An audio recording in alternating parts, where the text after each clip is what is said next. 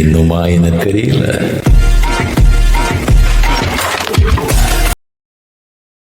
பாதை இங்கே மாறுது, வரலாறு இங்க சேருது, இன்றைய லட்சம் நாளைய கோடி. சொல்றோம் ஒரு பணம்னா என்ன? பணம்னா ஒரு பண்டமாற்று கருவிங்க. அதை சேர்த்து வைக்கிறதுனால 10 வருஷம் கழிச்சு திரும்பி வந்து பார்த்தோம்னா அந்த பணம் 10 மடங்கு விலை குறைஞ்சிருக்குங்க. 10,000 ரூபாய் இருந்ததுன்னா 1000 ரூபாய் மதிப்பீடு ஆயிடும். ஏன்னா பணம் வீக்கிறதுனாலையும் விலைவாசி வரும்னாலையும்.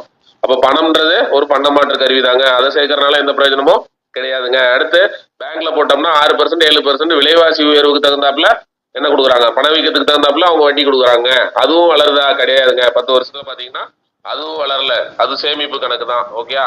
அப்போ தங்கம் வளருதாங்க அப்படின்னு கேட்டீங்கன்னா தங்கம் வந்து தங்காது. அது வந்து நம்மகிட்ட இருக்கும், அடுத்து அடகு கடைக்கு போகும், அடுத்து விற்பனைக்கு போயிடும்.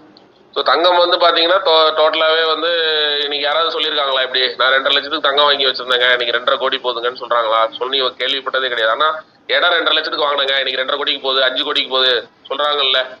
சொல்றாங்க, கண்டிப்பா சொல்றாங்க இல்லையா? ஸோ அப்போ வந்து இடமே நிலமே கோடீஸ்வர முதலீடு இல்லையா? தங்கமோ இல்ல ஒரு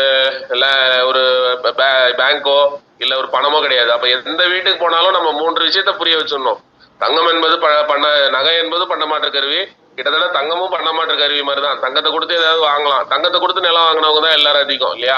தங்கத்தை அடகு வச்சு நிலம் வாங்கினவங்க தான் அதிகம். அப்ப தங்கம் வந்து எதுக்கு பயன்படுதுன்னா ஒரு பண்டமாற்று கருவியா தான் பயன்படுது. பணமும் பண்டமாற்று கருவி தான். அதே மாதிரி பேங்க்கும் ஒரு சேமிப்பு கணக்கு தான், அது வளராது. அப்போ ஒரே ஒரு வளர்ச்சிக்கான விஷயம் எதுனா நிலம் மட்டும்தான், நிலம் மட்டும்தான், நிலம் மட்டும்தான், நிலம் மட்டும்தான் நம்ம கோடீஸ்வர பார்ட்னர்.